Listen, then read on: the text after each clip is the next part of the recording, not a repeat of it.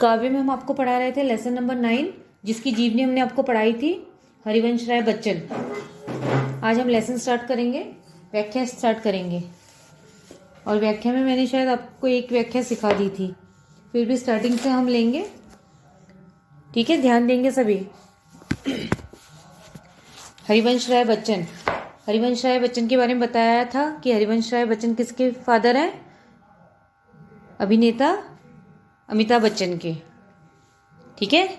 और उनके द्वारा रचित ये कविता है जिसकी टाइटल है पथ की पहचान, अर्थात पथ, राह, अपनी राह की पहचान, अपने लक्ष्य की पहचान करने के लिए इसमें कवि ने कहा है।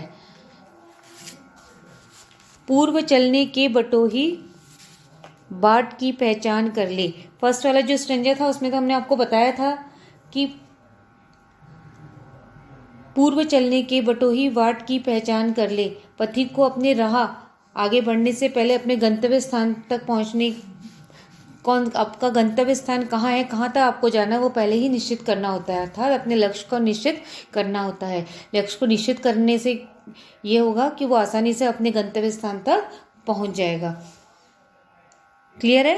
पुस्तकों में है नहीं छपी गई इसकी कहानी, मतलब जो भी उसने अपना गंतव्य स्थान तय किया है या अपना लक्ष्य तय किया है, उसकी कहानी ना तो हमें पुस्तकों में दिखाई देती है और ना ही इसका हाल हमें औरों की जुबानी, औरों के द्वारा भी हमारे लक्ष्य, हमने क्या अपना लक्ष्य बनाया है, औरों के द्वारा और लोग भी हमें इसके बारे में नहीं बता सकते हैं। अनगिनत राही गए इस राह से उसका पता क्या, और ये संसार रूपी पथ मार्ग से अनगिनत राही गए हैं, लेकिन उनका पता क्या? ऐसे अनगिनत राही गए हैं कि जिनका पता नहीं है, लेकिन पर गए कुछ लोग इस पर छोड़ पैरों की निशानी। परंतु इसी मार्ग पर, इस संसार रूपी पथ पर, इस जीवन रूपी पथ पर ऐसे महान लोग भी गए हैं जो अपने पदचिन्हों की छाप इस मार्ग पर छोड़ गए हैं। यह निशानी मूक होकर भी बहुत कुछ बोलती है।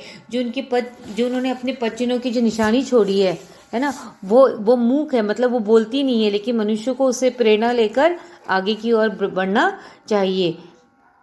और जिनके कर्म रूपी पदचिन्ह आज भी आने वाले पथिक का मार्गदर्शन करते हैं, इसलिए उससे प्रेरणा ग्रहण करते हैं। अर्थात कि इस संसार में अनेक लोग जन्मे हैं जिनके पदचिन्ह मौन भाषा में उनके महान कार्यों का लेखा जोखा प्रस्तुत करते हैं, और उनके पदचिन्हों की और जो उनके पद चिन्ह हैं वो मूक भाषा, मतलब वो कुछ बोलते थोड़ी हैं, बिना बोले ही वो हमें दिखाई देते हैं।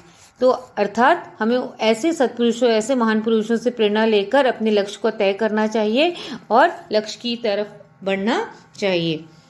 उसके बाद नेक्स्ट स्टैंजा था आपका, यह बुरा है या कि अच्छा, व्यर्थ दिन इस पर बिताना, अब असंभव छोड़ यह पद, दूसरे पर पग बढ़ाना। है ना? जब एक बार आपने अगर लक्ष्य तय कर लिया तो यह नहीं सोचना चाहिए कि ये लक्ष्य जो आपने तय किया है ये अच्छा है या बुरा है, क्योंकि ऐसे ही सोचकर उसमें अपना समय हमें व्यर्थ नहीं गंवाना चाहिए। अब असंभव छोड़ यह पद, दूसरे पर पग बढ़ाना, और जब लक्ष्य एक बार निश्चित कर लिया गया है तो उसमें ये नहीं सोचना चाहिए कि असंभव है, ये इससे में हम नहीं कर पाएंगे और दूसरे लक्ष्य की तरफ बढ़ेंगे। तो ऐसा नहीं करना चाहिए। एक बार लक्ष्य तय करने पर उसी लक्ष्य की तरफ अग्रसर होने पर विशेष जोर देना चाहिए, चाहे उसमें कितनी भी कठिनाइयाँ क्यों ना आए। तू इसे अच्छा समझ, यात्रा सरल इससे बनेगी। है ना? जो भी आपने लक्ष्य तय किया है अपने जीवन पथ का, उसे हमें क्या समझना चाहिए? उसे हमें यह सोचना चाहिए कि जैसा भी, जो भी हमने लक्ष्य तय किया है वह सही है और उसी पर अग्रसर होना चाहिए। सोच मत केवल तुझे ही, यह पड़ा मन में बिठाना। है ना? उस पर यह विचार करके अपने समय को व्यर्थ नहीं गंवाना चाहिए, बल्कि उस लक्ष्य की प्राप्ति के विषय में सोचना चाहिए कि उस लक्ष्य की प्राप्ति में हम किन परिश्रम, कैसी कठिनाई और कैसे कार्यों को करके हम उस लक्ष्य को प्राप्त कर सकें। हर सफल पंथी यही विश्वास ले इस पर बड़ा है। हर सफल पंथी अर्थात इस जीवन मार्ग पर जो भी सफल हुआ है वह इसी विश्वास और इसी भरोसे से आगे बढ़ा है कि वह अपने लक्ष्य को एक दिन अवश्य प्राप्त कर लेंगे। तू इसी पर आज अपने चित्त का अवधान कर ले, इसलिए तू अपने चित्त को इसी में पूर्ण तरह से समर्पित कर ले अपने लक्ष्य की प्राप्ति में। इसलिए हे पूर्व चलने के बटोही अपनी बाट की पहचान कर ले। क्लियर है? इसमें समझ में आ गया होगा कि मनुष्य को अपनी जीवन मार्ग पर पथिक से एक उदाहरण दिया गया है कि पथिक को अपने राह में जाने से पहले अपने गंतव्य स्थान का तय कर लेना चाहिए ताकि वो सरलता से उस स्थान तक पहुंच जाए। अर्थात उसे अपने लक्ष्य का निर्धारण करना चाहिए और लक्ष्य की तरफ अग्रसर होना चाहिए और ये नहीं सोचना चाहिए कि ये असंभव है, ये कठिन है, इसमें शर्त न गवाकर बल्कि कठिन परिश्रम से उस लक्ष्य की प्राप्ति की ओर अग्रसर होना चाहिए। अब हम पढ़ेंगे स्ट्रेंजा 3। है अनिश्चित किस जगह पर सरित गिरी गहर मिलेंगे। यह भी अनिश्चित है। जब आप अपने लक्ष्य की तरफ आगे बढ़ते हैं तो यह अनिश्चित होता है कि मार्ग पर हमें कहाँ समुद्र, सागर, पहाड़ मिलेंगे और यह भी अनिश्चित है कि किस जगह हमें बाग, वन और सुंदर उपवन मिलेंगे। क्योंकि जब मनुष्य अपने लक्ष्य की तरफ अग्रसर होता है तो आने वाली जो भी मार्ग में उसकी कठिनाइयाँ आती है उसका सामना करते हुए चलता है, लेकिन कौन कौन सी कठिनाइयाँ आएंगी ये अनिश्चित है ना। किसी जगह यात्रा खत्म हो जाएगी यह भी अनिश्चित है अनिश्चित कब सुमन, कब कंटकों के शव मिलेंगे और यह भी मुश्किल है कि किस समय हम अपने लक्ष्य तक पहुंच जाएंगे, क्योंकि लक्ष्य में कब हमारे सामने सुमन आएंगे और कब हमारे सामने कांटे आएंगे यह भी अनिश्चित है। कौन सहसा छूट जाएंगे मिलेंगे कौन सहसा, और इस लक्ष्य की प्राप्ति में कौन अपने प्रियजन हमसे छूट जाएंगे और अनजान लोग हमसे मिलेंगे। आ पड़े कुछ भी रुकेगा तू न ऐसी आन कर ले, है ना। मनुष्य को अग्रसर होना चाहिए और कदम पीछे की तरह न बढ़ाकर निरंतर आगे की तरह ही बढ़ाना चाहिए, तभी वो पूर्ण रूप से अपने लक्ष्य की प्राप्ति कर सकेगा। नेक्स्ट है 4th स्टैंजा। कौन कहता है कि सपनों को न आने दे हृदय में, देखते सब हैं इन्हें अपनी उम्र अपने समय में। इसमें आगे बच्चन जी कहते हैं कि कौन ऐसा कहता है कि स्वप्न को न आने दे हृदय में, मतलब हृदय में कोई सपन को न आने के लिए मना कर सकता है। वो तो सपने सभी को सब उम्र में, अपने उम्र में और अपने समय में सभी सपन को देखते हैं और उसे आने से कोई भी नहीं रोक सकता है। और तू कर यत्न भी तो मिल नहीं सकती सफलता, वे उदय होते लिए कुछ धैर्य नैनों के निलय में। अगर तुमने निश्चित कर लिया है कि हम पूरे यत्न और प्रयत्न से अपने लक्ष्य की प्राप्ति करेंगे तो हर कोई कितनी भी कठिनाइयाँ क्यों ना आए आप लक्ष्य को अवश्य प्राप्त करोगे। लेकिन अगर हम पहले ही सोच लेते हैं कि इस कार्य को हम नहीं कर पाएंगे, ये हमसे नहीं होगा, तो अगर ऐसा हमने अपने हृदय में बिठा लिया है तो वो कार्य कभी भी हमसे नहीं होगा। इसलिए हमें अपने मन में विश्वास जगाना होगा।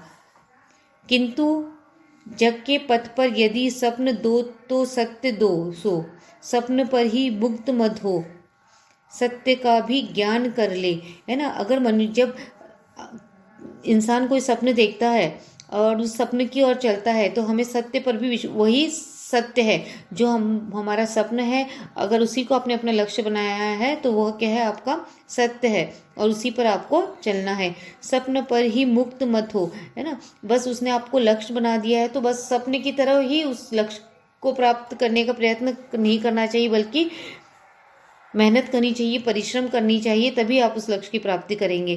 क्योंकि सपने तो हजारों सपना आते हैं और मनुष्य भूल जाते हैं, लेकिन जो सपने को आपने लक्ष्य बनाया है तो उसे सदैव उस ओर बढ़ने के लिए अग्रसर होने का प्रयत्न करना चाहिए।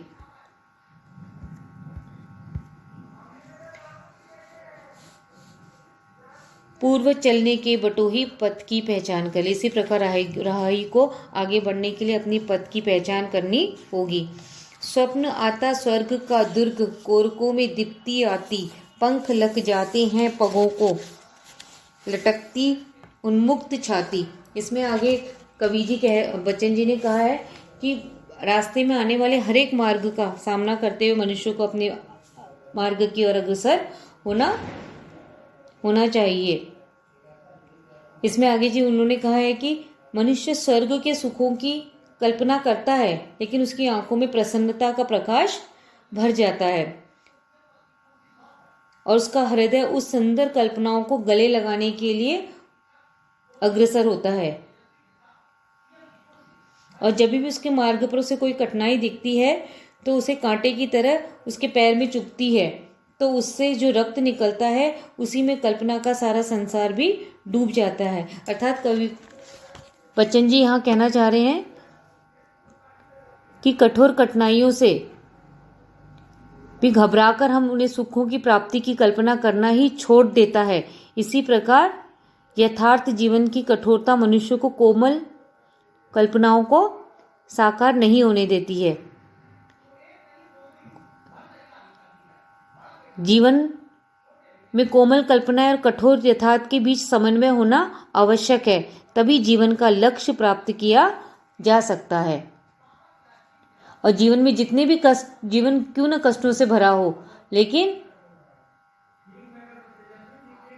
हमें उन्हीं के मध्य से अपने सपनों की दुनिया हमें बसानी है। जो भी हमने अपने जीवनों में लक्ष्य स्थापित किया है, उस लक्ष्य की प्राप्ति के लिए अनेक कठिनाइयां हैं और ये जीवन भी कष्टों से भरा है, लेकिन फिर भी उन्हीं के मध्य से हमें अपने सपनों की दुनिया बसानी है। और उन कष्टों से जूझने के लिए तैयार रहो और पर्याप्त सोच विचार के बाद ही कोई कार्य करो। एवं एक बार काम शुरू कर देंगे तो वह विघ्न बाधाओं से मत घबराओ। एक बार लक्ष्य निर्धारण करने के बाद उसमें आने वाली कठिनाइयों से हमें घबराना नहीं चाहिए, बल्कि उस ओर लगातार अग्रसर होते रहना चाहिए। यह नहीं सोचना चाहिए कि असंभव है, ये संभव है, ये असंभव है। इसमें अपना समय व्यर्थ न गवाकर, बल्कि उस कार्य को हमें कैसे करना है, कैसे पूरा करेंगे, इस पर विचार विमर्श करके उस लक्ष्य की प्राप्ति के लिए निरंतर अग्रसर होना चाहिए। ठीक है, समझ में आ गया होगा। ये लेसन आप लोगों का कंप्लीट हो गया है आज, और इसकी व्याख्याएं आप लोगों को अपनी कॉपी में करना है। सभी की व्याख्याएं आप करेंगे। अच्छी पोएम है बहुत, और जितने भी इसमें स्टैंजा है इसमें सभी की व्याख्या आप लोगों को अपनी कॉपी में करना है। क्लियर है? और जो भी प्रॉब्लम होती है आप लोग पूछ सकते हैं उसमें। क्लियर?